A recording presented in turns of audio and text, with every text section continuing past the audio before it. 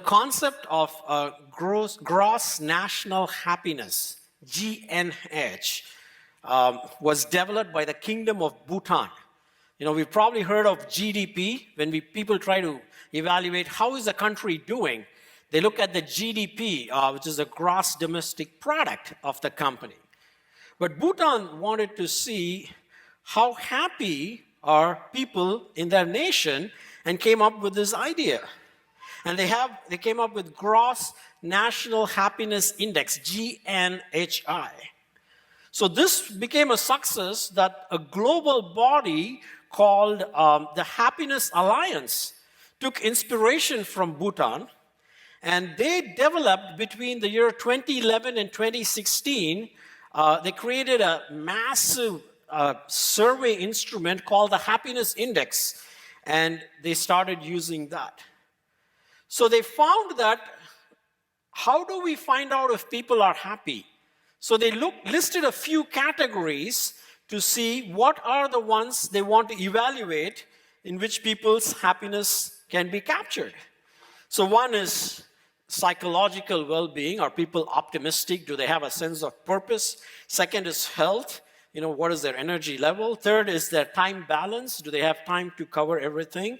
Then they wanted to talk about community. Do they have a sense of community and safety? Social support. How do they have a support structure? Education, arts, and culture. Do they have access to grow in all of these?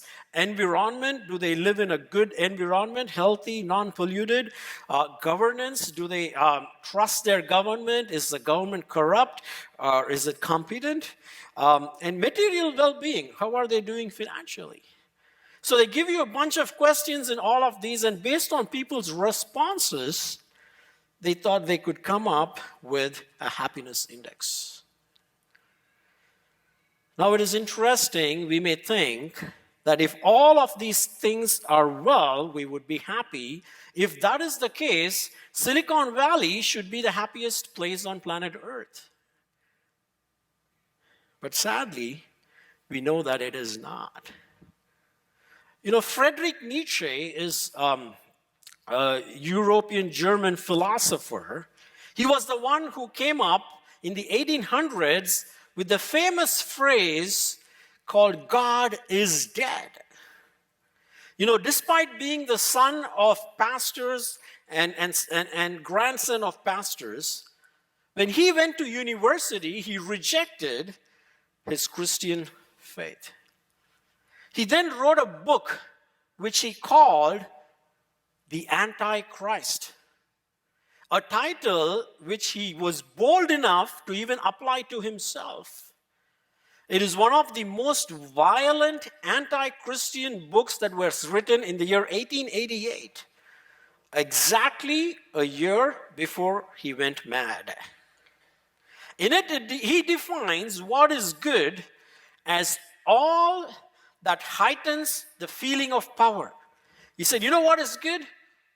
Something can only be good if it heightens your feeling of power, the will to power. Power itself in man is what is good.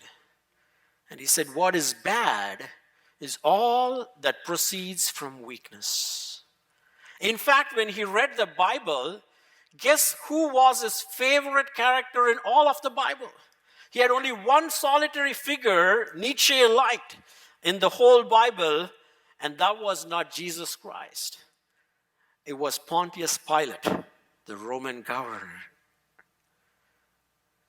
And a few years later, another German pastor by the name Dietrich Bonhoeffer, who was in the concentration camp of Nazi Germany, shortly before he could be executed, wrote a commentary on the Beatitudes that we are watching. It's captured in the book, The Cost of Discipleship. I make our young people read it, and it's a great book. Anyone who has not read it should read it. The preface to the book starts by saying, him whom God calls, he bids him to come and die. He sort of self-prophetically wrote that book. And he says about the Beatitudes, with every Beatitude, the gulf is widened between the disciples and the people.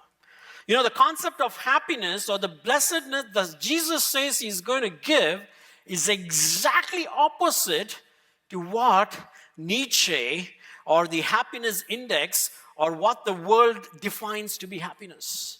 One is based on feeling of power and self-sufficiency. The other is based on weakness and emptying and reliance upon God. You know, it's 130 years since Nietzsche wrote The Antichrist and called God is dead. Yet, those same influences and voices operate right here in the Silicon Valley and in any major city around the world. So Jesus, when he unpacks what should a disciple do or be or look like, starts by giving this description of someone who begins to empty himself, who is poor in spirit, who mourns, who is meek and not powerful, who hungers for righteousness, who is merciful and kind even to those who take advantage of him or her, who is pure internally in their hearts and who are peacemakers, who give mercy to others. And in the last beatitude, Jesus says something very significant. He says, you know, the first 4 beatitudes are all about internal stuff, what happens in our heart. The next 4 beatitudes about how we relate and live in God's kingdom, how we interact with others. This beatitude is the summary of all the beatitudes. He says, this is the litmus test through which you can know if you are an authentic disciple of Christ. And you know what that is? He says, if you dare to live like a disciple, a true disciple of Jesus, displaying all these characteristics in the Beatitudes, you know what is going to happen to you? You're going to be persecuted. That is going to happen when we take our faith seriously, when we start engaging the world outside of us by reflecting Christ in everything. You're going to face this. You know, as a Christian, you're not someone who withdraws and isolates himself from the world and calls himself holy.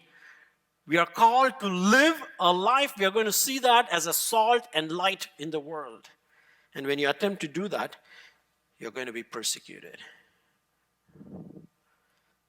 Because no one likes it when you're poor in spirit and acknowledge sin to be sin. No one likes it when you don't fall for what they think gives them joy, when you say, I have found a greater joy than that.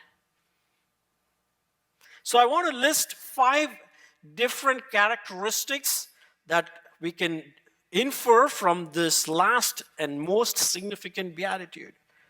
We're going to look at, if you have your bulletins, you can turn to the notes section.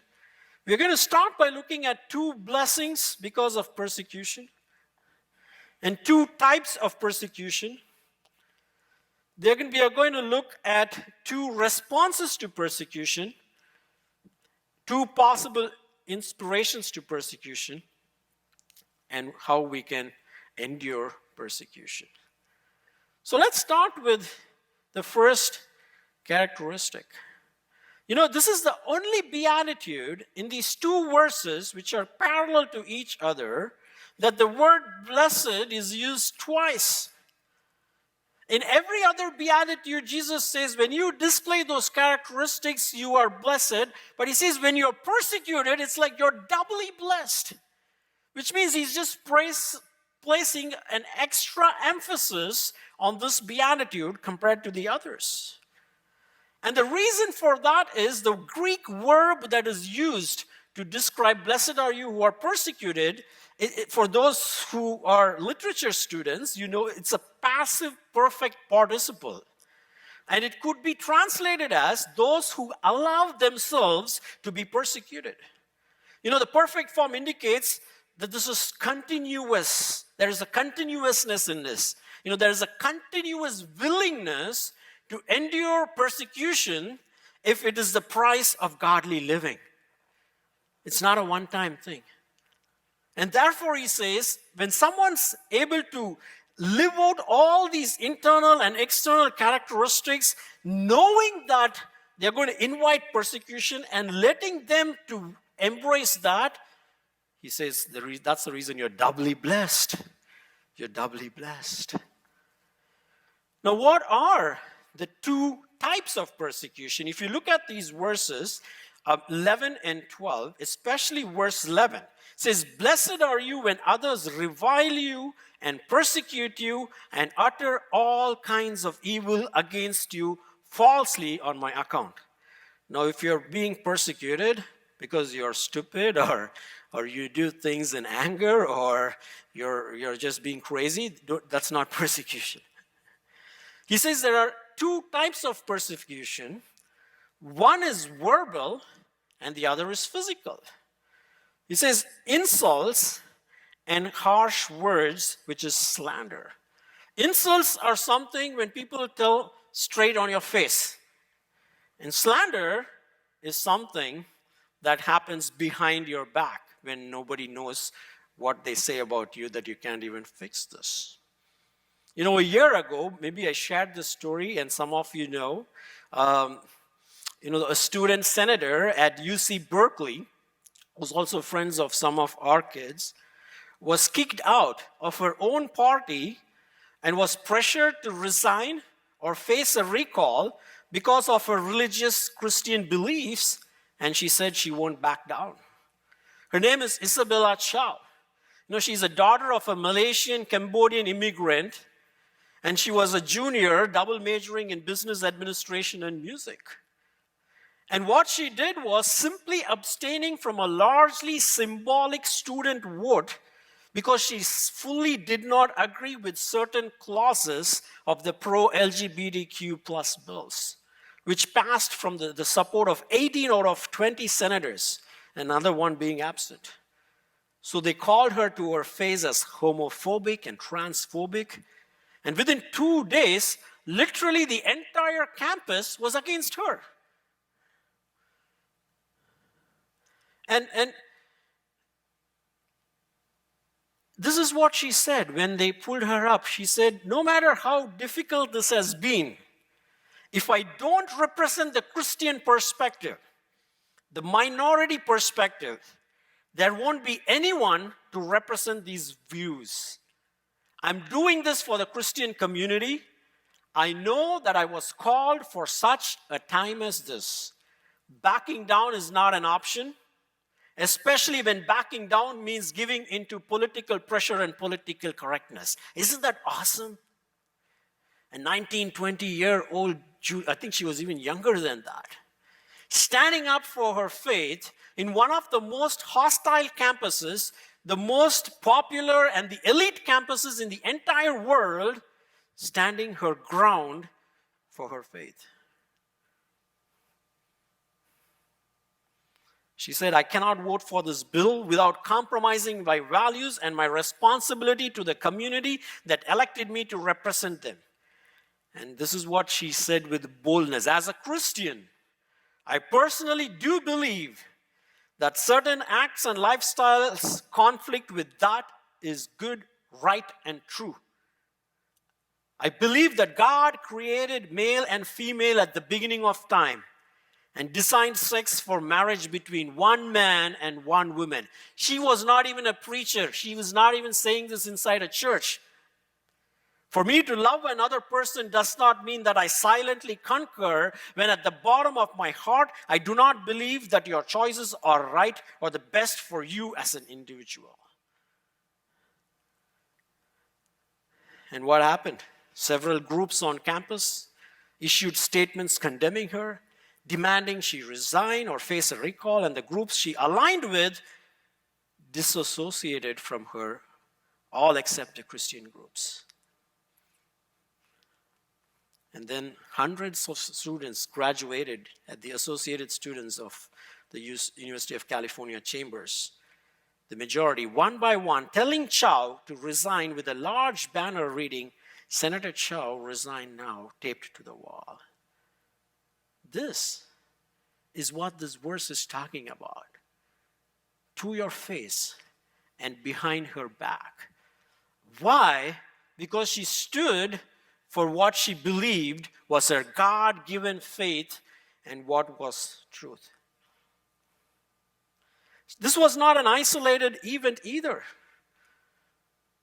Few months later, Lake Ingle, who was a religious studies major at Indiana University of Pennsylvania, was kicked out of Christianity class for saying there are only two genders. It later on had to get the president's intervention to go against the professor's controversial request to ban Ingle from class for disruptive behavior.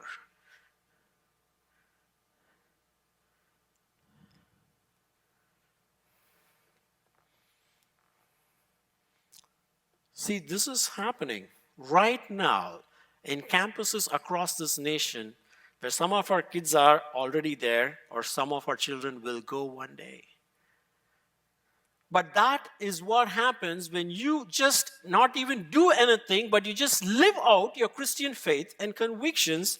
And Jesus says, this is what it's going to incur. Verbal persecution. And in some cases, we know stories upon stories after stories in places like India and Africa and South America and the Philippines and other places how pastors are beaten, churches are torched. And Paul himself talks about all the hardships he went through.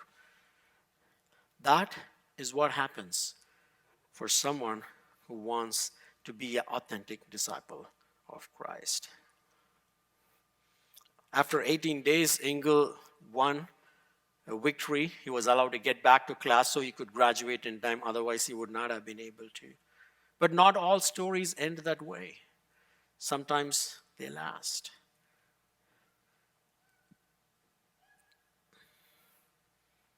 What are the causes of persecution? Two causes. Why does the world get so agitated? The first reason, it says, blessed are those who are persecuted for righteousness' sake. And the same verse is paralleled. It says, blessed are you when others revile you and persecute you and utter all kinds of evil against you on my account or in my name. The two reasons why persecution happens is when our lives are so countercultural that it displays a righteousness that's radically opposed to what the world has to say, or it displays something that reflects who Christ is. People do not like it. If you're a student studying and getting good grades alone so you can get a good job is not God's calling and the reason why He took you to the place He took you. He wants you to live out your faith boldly and daringly like the Chow and the Ingle and be ready for this backlash. And another wonderful illustration for those of us who work, I remember when I used to work, we used to meet as Christians in our company secretly. Several of our executives were Christians, so we called our fellowship as X-Men Fellowship because our company's name started with X and we wanted it to be, X. It doesn't matter if you're the CEO or a junior engineer, but we wanted it to be like hush, hush. We were strictly told if we meet outside, we're not going to tell people because there were laws apparently that would come after you.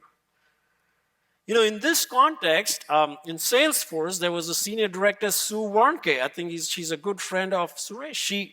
She was someone who came to know the Lord, again, through personal evangelism. One of her aunts shared the gospel with her at a time when she was going through something difficult. And once she accepted Christ, she wanted to go and tell everybody she's a Christian and found out there are all these issues. So she was the first one who pioneered a movement in the Bay Area. She was a senior director for documentation. So she took up this whole challenge and said, why cannot Christians practice what they believe by meeting and talking and addressing their concerns in the workplace?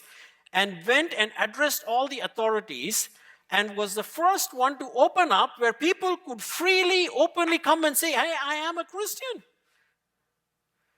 And you think people liked that? Definitely not. If you talk to her, she will tell you stories of how hard it was. So you see, she didn't think her job at Salesforce was just to be a senior director doing her job of documenting so she can get her salary and take it home and live happily ever after, the American dream.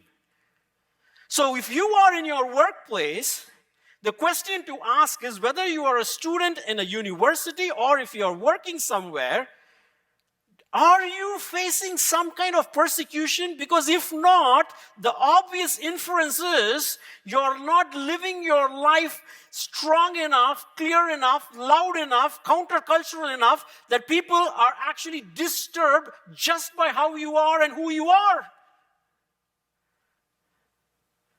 And that begs the question, are you then an authentic disciple of Christ? Have all these things actually happened into you? Because if they have happened in your life, if you have been poor, if you had mourned, if you had become meek, if you had hungered and thirsted after righteousness, if you had sought to be pure in heart, if you had been merciful, if you had been a peacemaker, you cannot but disrupt the status quo wherever God has placed you.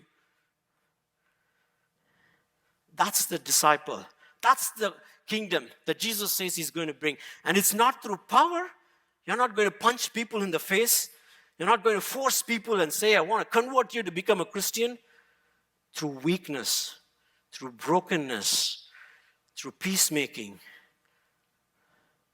the kingdom is going to break into the powers and principalities of the world, which is why the Bible says a battle is not against flesh and blood, but against the powers and principalities of heavenly realms through weakness and the cross. So the question for you is, we love the term disruptive in Silicon Valley, right?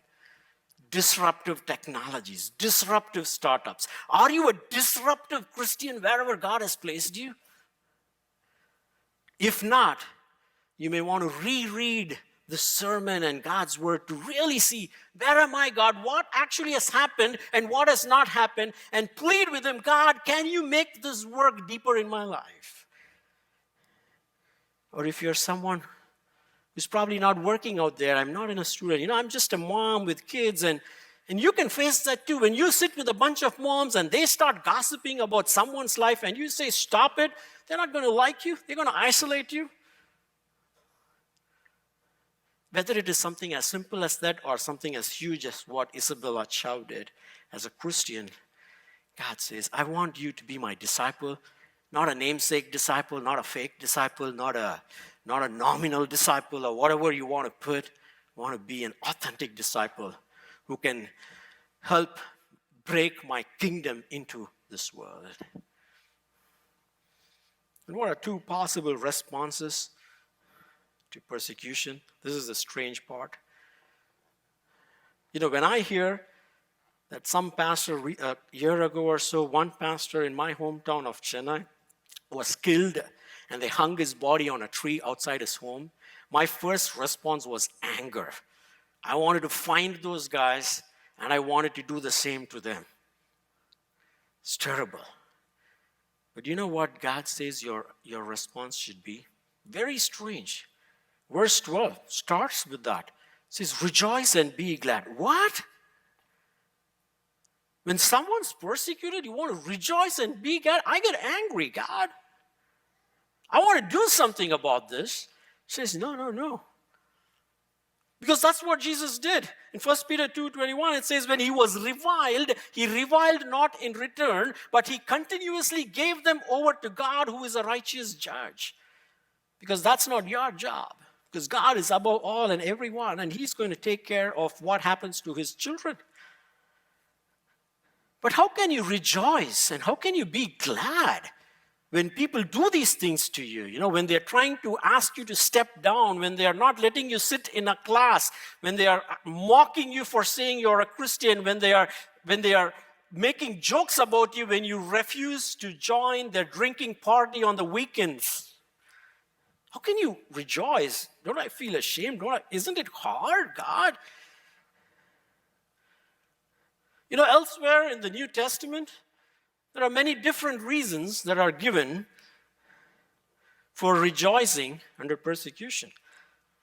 In Acts, when the apostles were persecuted severely, it says the apostles rejoiced in Acts chapter 5, verse 41, because they had been counted worthy of suffering disgrace for the name. For 1 Peter gave another inspiration. He says, there's another reason to be joyful. He saw trials as a means of grace to prove the genuineness of your faith and to increase its purity. He said, if you can stand persecution, that means you're legit. You're genuine. And if you look at the Old Testament, the fiery furnace became the place where God's presence, even in a visible emissary, was made manifest to 3 young Hebrew men. However, in this passage before us, there's only one reason given to tell us to rejoice under persecution, and that reason is an all-sufficient reason. It says, your reward is great in heaven. What that means is, it's saying as a disciple, as an authentic disciple, you must determine your value from a perspective of eternity, convinced, as 2 Corinthians 4:17 says, that these light and momentary troubles are achieving for us an eternal glory that far outweighs them all. In short, it says you need to have an eternal vision mindset than an earthly vision mindset. We live in times and place of instant gratification and instant satisfaction. My birthday is coming up, and they've been trying to surprise me with my birthday gifts. And unlike previous days where you can actually do that by going to a shop and buying, now you can just click a button and order, right, on Amazon and all that. And I actually found out because they used my account. Even a gift can be ordered without effort, right? And my thing to them was, a gift is not something you give unless you lose something for doing that, right? I'm just setting up something big for my birthday. But see, what Jesus is saying is, don't treat your spiritual life like that. Don't tell God, this is inconvenient. This persecution. Is this why I left everything and followed you? Why can't you just make my life happy? God, Jesus is not telling you and giving you a blueprint to make your life happy on earth. He is giving you a prescription for happiness for eternity. So can you have that long-range vision for your life and see, where do I want to be? Do I want to be happy now and sad later? Or when God is giving me Christ himself and his glory, everything else is nothing. I can take this, it's worth it, like the apostles and others. That's when you're an authentic disciple. And that's why when you go into the mission field, when you talk to missionaries, and I have done that, and they tell you stories of gut-wrenching stories of pain and suffering they go through, there will not even be a tinge of sadness in their voice. You know why? They've found this. They have discovered this Jesus, and they say his glory that I will experience in eternity is far wonderful. So as Christians, we don't live for this world alone. It's a tiny speck in the light of eternity. And he leaves us with 2 inspirations to endure persecution. He says, this is not theoretical stuff. This is not some fancy preaching. This is not some great rhetoric or inspirational thing to make you guys feel either guilty or happy. He says the first inspiration, he says, is rejoice and be glad, for your reward is great in heaven, for they persecuted the prophets who were before you. He says, when you go through this, you're aligning yourself with these awesome men and women of God, starting with Adam. What did he do? Nothing. He was just living a normal Christian life. Made his brothers so angry that he actually killed them. Or Moses, when he started caring for his own people, he had to lose pretty much everything that he had in life. Or Daniel, young teenager, living in an affluent foreign nation, refusing to bow down to the pressures, was thrown into the lion's den. Or Naaman, or all these great prophets and people in the Bible who have gone before us, you can see their lives. They actually did it. And guess what? Some of them received the blessing. Joseph was able to tell his brothers, what you desired to do evil, God intended it for good and actually raised him up to be the number one man in the nation. Or Daniel.